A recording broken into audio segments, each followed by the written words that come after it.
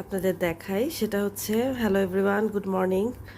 আমি এখন খাচ্ছি হচ্ছে একটা ডিম, দুটো খেজুর আর একটু মিল্ক টি উইদাউট সুগার। ঠিক আছে, এরকম হেলদি হেলদি খাবার খাবেন, তাহলে ওয়েট হচ্ছে খুব একটা গেইন হয় না। আর এটা balance diet, weight gain weight লসের বিষয় না, মানে শরীরে সব ধরনের নিউট্রিশন প্রপারলি পড়ে। যদিও অনেক বেশি গরম পড়েছে, কিন্তু তারপর আমি প্রতিদিন একটা করে ডিম খাই, কারণ ডিমে অনেক স্টেমিনা, আর ডিম খাওয়ার কারণে চুল পড়ে না, স্কিনটা ভালো থাকে, প্রপারলি প্রোটিন যায় বডিতে। আর খেজুরের কথা কী বলবো, এটার মধ্যে যত গুণ আছে এটা বলে শেষ করা যাবে না।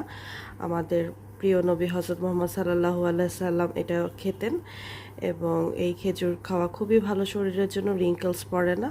সবাই ভালো থাকবে।